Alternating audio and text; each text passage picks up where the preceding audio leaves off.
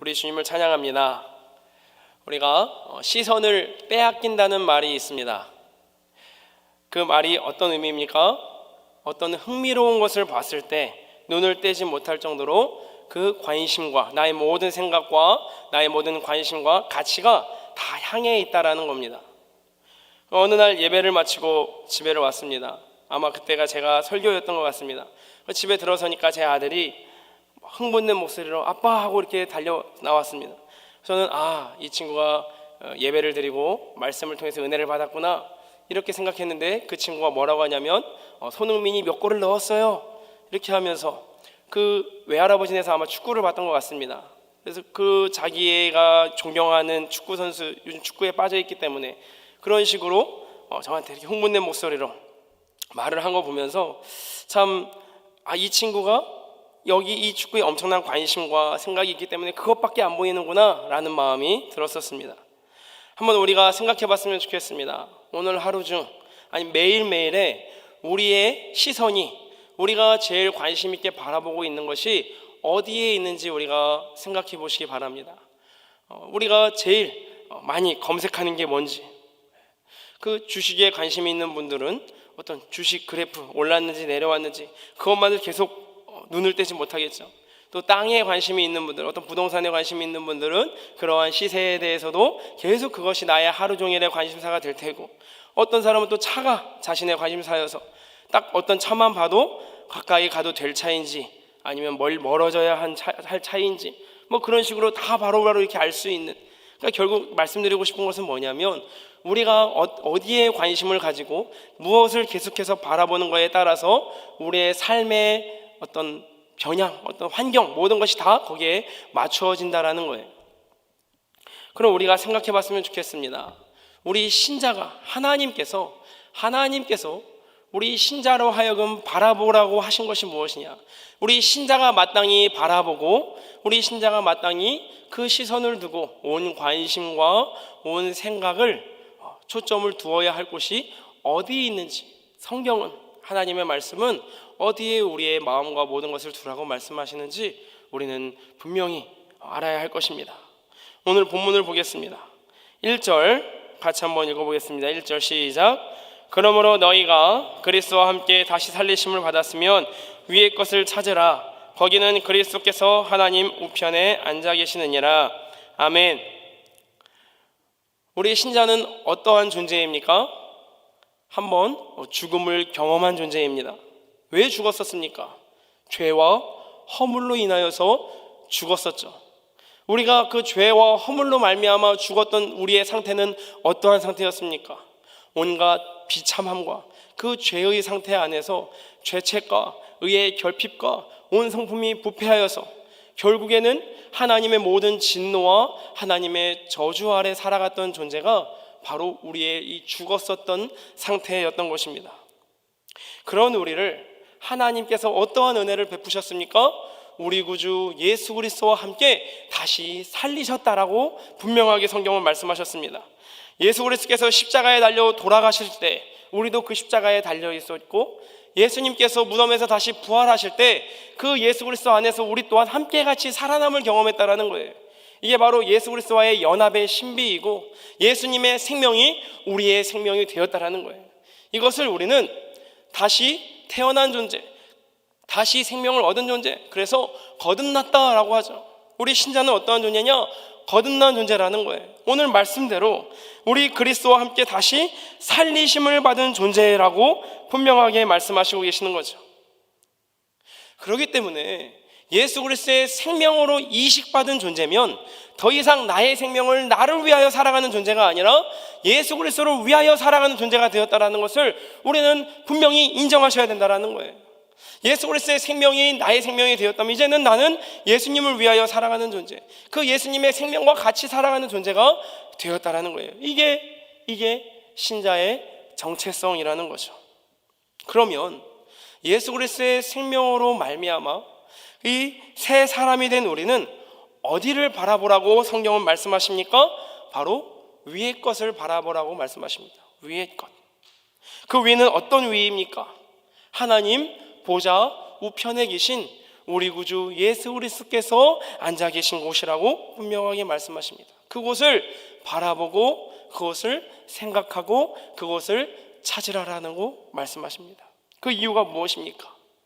3절에 말씀하시듯이 이는 너희가 죽었고, 우리가 어디에 대해서 죽었습니까? 죄로 인하여 죽었던 우리가 예수 그리스도로 말미암아 다시 살아남을 경험했을 때 우리는 이 죄에 대하여 죽은 존재가 되는 것입니다. 그러니까 우리는 이 죄와 또 이 땅에 속한 모든 것으로부터 죽은 존재이기 때문에 더 이상 이 땅에 있는 모든 것들, 이 죄악과 관련되고 이 세속에 관련된 모든 것들은 우리와 관계가 없고 우리의 소유나 우리의 모든 권리를 주장할 수가 없다라는 거예요. 도리어 우리의 모든 소유와 우리의 모든 생명과 우리의 모든 권리가 어디 있다라고 성경은 말씀하십니까? 위에 있기 때문이라는 거예요. 하늘에 있기 때문에 하나님 보좌 우편에 계신 예수 그리스도께서 계신 곳에 우리의 모든 영원한 우리 자신의 권리와 우리의 소유와 우리의 모든 소망이 있기 때문에 여러분들은, 하나님의 백성들인 당신들은, 예수 그리스도의 생명으로 말미암아 다시 살아난 여러분들은 위의 것을 바라보라라고 분명하게 말씀하고 계신다라는 겁니다. 이것을 빌립보서에서는 하늘의 시민권으로 표현을 했죠. 우리는 하늘의 시민권, 시민의 권리가 있는 존재라라고 말씀하신 거예요. 그 하늘의 시민이 된 우리에게 약속된 영광이 무엇입니까? 4절에서 말씀하시는 바와 같이 예수님께서 이 땅에 영광 중에 임하실 때 우리 하나님의 백성 예수 그리스도로 말미암아 생명을 얻은 신자 또한 그 영광 가운데 함께 나타나게 된다라는 분명한 약속이 있다라는 거예요. 예수님께서 이 땅에 재림하셨을 때 세상은 통곡하지만 모든 가치가 완전히 다 무너지고 다 휴지 조각이 되어지고 불타 없어지겠지만 우리 신자는 그때가 영광의 날이고 예수님과 더불어 모든 영화로운 것들을 누리는 그 날이라는 거예요. 그것이 신자에게 주어진 약속이고 우리가 날마다 바라봐야 할 위의 것, 그 위에 모든 우리의 소망이 있다라는 겁니다.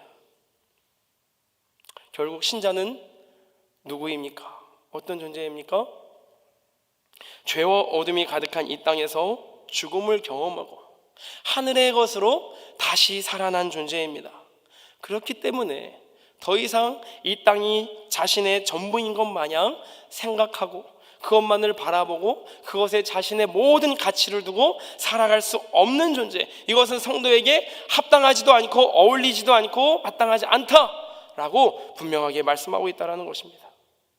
그렇기 때문에 위의 것을 찾는 신자에게 동시에 주어지는 사명이 뭐냐? 우리 골로새서 3장 5절 함께 같이 읽겠습니다. 그러므로 땅에 있는 지체를 죽이라. 곧 음란과 부정과 사욕과 악한 정욕과 탐심이니 탐심은 우상 숭배니라. 아멘. 이 위의 것을 바라보는 신자에게 마땅히 주어지는 사명은 뭐냐? 땅의 지체를 죽이라라는 거예요. 그러므로 땅의 지체를 죽여라. 그게 뭐냐? 음란과 부정과 사욕과 악한 정욕과 탐심, 거기에다가 탐심은 우상 숭배다라고까지 말씀하고 있어요. 사실은 이것은 여러 분류를 했지만 탐심 안에 다 포함되어져 있는 것으로 볼 수 있어요. 이것이 사람 안에 구현되는 죄악의 모습인 거예요. 특별히 탐심이 뭡니까? 그 헬라어로 플레오넥시아라고 쓰인 이 말은 대체로 언제 쓰이느냐? 내가 가진 것 그 이상으로 내가 이미 가진 것보다 더 가지려고 하는 욕심을 이 탐심이라는 단어로 쓰고 있습니다. 이렇게 탐심을 가진 자들은 뭐냐면 하나님보다 더 사랑하는 게 있기 마련이에요. 계속해서 더 가지고 싶어하고 남이 가진 것들을 시기하여 바라보고 만족하지 못하고 끊임없이 비교하여 자조하거나 도리어 자만한 그러한 모습들이 나타나는 경우가 너무나 많이 있죠. 그렇기 때문에 이 사람들은 자연스럽게 하나님보다 더 사랑하는 것이 생길 수밖에 없고 그것이 결국에는 우상 숭배로 이어진다라는 겁니다. 우리가 예레미야서를 묵상하고 있는데 그 이스라엘 백성들이 무엇으로 무너진 것이에요? 우상 숭배로 무너진 거예요. 우상 숭배가 뭡니까? 자신의 그 탐심으로 말미암아 하나님보다 더 사랑해서 자신의 어떤 부요와 풍요와 정욕을 누리고자 그렇게 하나님의 말씀에 순종하기를 포기하고 우상을 숭배한 것 아니겠습니까? 이러한 삶의 결과는 무엇입니까? 6절에서 분명하게 말씀하시는 바 하나님의 진노가 이러한 자들에게 임하신다라고 분명하게 강조하셔서 말씀하셨습니다. 그러면 이제는 뭐냐? 두 번째로는 사람의 밖에서 구현되는 죄악의 모습이 있습니다. 첫 번째, 이 탐심이 사람 안에서 역사하는 죄악이라면 밖에서 역사되는 구현되는 죄악이 있는데 바로 8절 말씀입니다. 이르는 바 분노와 노여움과 악한 의도와 비방과 부끄러운 모든 말들이라 라고 성경은 말씀하십니다. 이것으로 말미암아 자신만이 아니라 다른 사람들을 죽이고 나의 가정을 무너뜨리고 이 교회 공동체까지도 무너뜨리고 나의 이웃을 무너뜨리는 그러한 이 죄악의 구현되는 모습으로 말미암아 이것이 바로 땅의 지체들의 모습이라는 거예요. 우리가 끊임없이 죽여야 할 땅의 지체라는 거예요. 따라서 이러한 땅에 속한 옛사람의 모습들은 결코 신자에게 어울리지 않고 반드시 끊어내야 할 모습이라고 성경은 말씀하시는 겁니다. 이러한 땅의 지체의 모습이 내 자신에게 드러나고 있다라면, 혹여나 우리 가정 가운데 이러한 모습이 있거나 혹여나 우리 교회 공동체 가운데 이러한 모습이 보인다면 우리는 슬퍼해야 돼요. 애통하고 반드시 꺼내고자 우리는 함께 힘쓰고 함께 권면하고 함께 기도하고 다시 하나님의 그 말씀으로 돌아올 수 있도록 우리가 힘써야 되는 거예요. 이 오늘 말씀이 하시는 경고를 깊이 받아들이고 이러한 자들에게 임하신 하나님의 진노를 기억하고 우리는 더 경각심을 가져야 된다는 것입니다. 그럼 어떻게 이 땅의 지체를 죽일 수 있느냐? 차라리 눈에 보이는 적이라면 너무나 쉬울 것 같아요. 차라리 그게 낫는데 이 땅의 지체는 보이지 않아요. 우리 안에서 역사하고 또 우리 밖에서 우리를 끊임없이 괴롭혀요. 이 땅의 지체와의 싸움이 이례적이지 않다라는 것을 우리는 분명히 알아야 됩니다. 어저께 먹는 거 나는 너무나 충만하고 영적으로 막 배부르고 막 승리한 것 같은데 자고 일어날 때 또 나도 모르게 어느 순간 심지어는 예배를 드리고 나서 또 기도를 하고 나서 돌이킬 때 이런 우리의 이 옛사람의 정욕과 탐심과 또 밖으로 구현되어지는 여러 수많은 우리의 이 잔재들로 말미암아 우리가 낙심하기도 하고 무너지기도 하는 모습들이 얼마나 많습니까? 이것으로 말미암아 우리는 괴로워할 때도 있어요. 무기력감을 느낄 수도 있어요. 회의감을 느낄 수도 있어요. 다시 내 마음 가운데 욕심을 일으켜서 죄의 낙을 사모하게 하는 그런 모습들을 발견할 때마다 우리는 슬픔을 금할 길이 없는 거예요. 그러면 어떻게 우리가 이 땅의 지체를 효과적으로 죽일 수 있느냐? 바로 다시 돌아가서 성경은 이에 대해서 위의 것을 바라보라 라고 말씀하신다라는 겁니다. 하나님 보좌 우편에 앉아 계신 예수 그리스도께서 계신 곳을 생각하라. 끊임없이 그것을 바라보고 끊임없이 그것을 묵상하라. 우리 예수님께서 계신 곳, 하나님께서 우리 구주 예수 그리스도로 말미암아 우리 신자에게 허락하여 주신 하늘의 모든 신령한 복을 우리는 날마다 묵상하라는 거예요. 하나님께서 우리에게 주어지실 분명한 영원한 소망과 영원한 천국 기업과 우리가 사랑하는 그 하나님을 뵙게 될 그 날을 우리가 날마다 묵상함으로 말미암아 우리가 위의 것을 적극적으로 생각하고 그것을 기대함으로 말미암아 이 땅의 지체들을 효과적으로 죽이라라는 거예요. 우리가 실제 이 땅에서 배고픔을 이겨내는 비결이 있죠. 우리가 금식을 하거나 어떤 진료를 앞두고 그렇게 할 때 금식할 때 어떻게 이 배고픔을 효과적으로 이길 수 있나요? 그냥 곧 먹게 될 음식을 생각하면서 하면은 더 배고프죠. 더 위액이 분비되어지고 어떻게 우리가 이 배고픔을 이겨내느냐? 다른 일에 집중하는 거예요. 다른 일에 집중하고 바쁘고 이러면은 그 배고픔이 기억나지 않는 거예요. 마찬가지로 이 땅의 지체를 어떻게 죽여야 되나? 이거 이렇게 하지 말아야지. 계속 이러한 마음으로 내 자신에 대해서 올가매고 하는 그것은 효과적이지 않고 도리어 적극적으로 하나님과의 그 사랑하는 관계, 그 말씀과 기도를 통하여 하나님께서 부어주시는 놀라운 은혜와 소망과 약속을 날마다 묵상하고 날마다 기억함으로 말미암아 그렇게 우리가 사명을 감당해 나아갈 때 우리는 효과적으로 이 땅의 지체들을 죽일 수 있다라는 거예요. 그렇기 때문에 우리는 날마다 십자가를 묵상해야 하고 보혈로 인한 사죄의 은총과 그 의미를 날마다 우리가 기억함으로 말미암아 우리가 끊임없이 나아가야 된다는 겁니다. 결론입니다. 우리는 사실 이 사실을 알지만 쉽지가 않죠. 땅의 지체를 죽여야 되는 것도 알고 위의 것을 바라보고 우리 하나님과 날마다 교제해야 됨에도 알림에도 불구하고 우리가 그것을 행하기가 어렵습니다. 왜냐하면 우리에게 남아있는 죄된 옛사람의 본성, 그 잔재가 여전히 우리를 괴롭히기 때문이에요. 뭔가 하늘을 향해 하늘을 향해 있다라고 생각하지만 나도 모르게 방심하면 어느 순간 그 시선이 아래로 땅으로 끌려 내려와져 있어요. 그 운전을 하다 보면 이런 경우가 있죠. 그 차 핸들을 똑바로 두었는데 옆으로 이렇게 쏠리는 현상, 오른쪽이든 왼쪽이든 쏠리는 현상이 뭡니까? 오래된 차일수록 뭐 그럴 수 있고 하는데, 가만히 놔두면, 그냥 핸들을 똑바로 가만히 놔두면 오른쪽으로 계속 이렇게 쏠리는 문제. 그걸 제가 이제 갑자기 그게 생각나서 검색해 봤더니 이 휠 얼라이먼트 문제가 대체로 있다라고 합니다. 그게 잘못됐기 때문에 그것을 고쳐야 된다라는 거죠. 이와 같겠구나 우리의 상태가, 이런 마음이 드는 겁니다.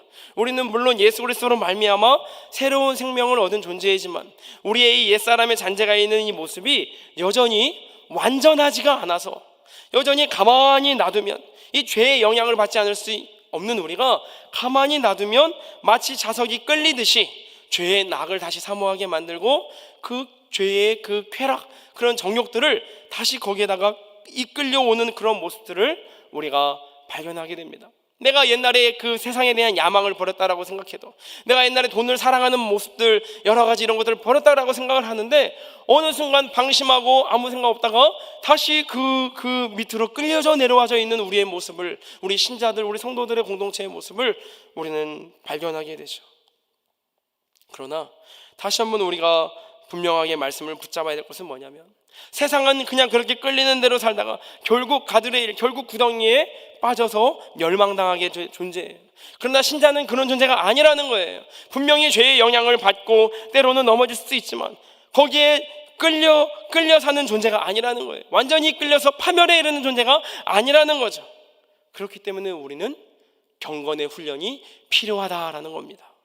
이 세상 사람들에게는 경건의 훈련이 필요가 없고 할 수 없습니다. 왜냐? 죽어있기 때문이에요. 그러나 우리 신자는 달라요. 예수 그리스도의 생명으로 다시 살아난 존재이기 때문에 우리는 끊임없이 경건의 훈련이 필요한 것입니다. 경건의 훈련이 무엇입니까? 날마다 생명의 하나님의 말씀으로 끊임없이 나아오게 되고, 날마다 우리가 기도의 자리를 사수하고, 또한 우리 안에 계신 성령님께 그 성령님의 능력을 구함으로 말미암아 우리가 오늘도 하늘을 소망하게 해달라고, 오늘도 이 땅에 우리가 우리의 가치를 주목하지 않고 하나님께 주목하고 하나님과 더 아름다운 관계, 하나님과 더 친밀한 관계, 어제보다 오늘도 전심으로 하나님 사랑하게 해달라고 그렇게 날마다 기도하고 외치고 하나님의 선하심을 묵상하는 그러한 훈련됨이, 그러한 애씀이 우리의 삶 가운데 날마다 드러나질 때 우리는 위의 것을 바라보고 또 땅의 지체를 죽일 수 있다라는 겁니다. 이 하늘을 바라보라는 것이 염세주의를 말하는 게 아닙니다. 이 세상에 건 아무것도 필요 없다라는 게 아니에요. 그러나 지금 드리고자 하는 이 말씀에서 하시는 말씀은 뭐냐면, 우리의 진정한 주소가 어디 있느냐라고 분명히 말씀하시는 거, 선포하시는 거예요. 우리 신자의 진정한 주소는 이 땅에 있는 것이 아니라 하늘에 있다라는 거예요. 하늘에 우리 모든 권리와 소망과 유익과 소유가 있기 때문에 이 땅이 전부인 것 마냥 살지 말라는 거예요. 이 땅의 것들을 다 누리지 못한다고 할지라도 그렇기 때문에 우리는 자족할 수 있다라는 거예요. 무엇을 기대하든 더 그 기대 이상인 하나님께서 우리에게 주신 것들과 주실 것들을 묵상함으로 말미암아 이 땅에서 적극적으로 하나님의 뜻에 합당하고 하나님께서 우리에게 주신 사명을 감당할 수 있다는 거예요. 적극적으로 더 우리는 욕심을 부리지 아니하고 겸손하게 우리의 것을 때로는 좀 포기할지라도 더 베풀기를 힘쓰고 더 선을 행할 수 있는 것이 이 땅의 것이 전부가 아니라는 믿음, 하늘에 우리의 진정한 소유가 있다라는 믿음,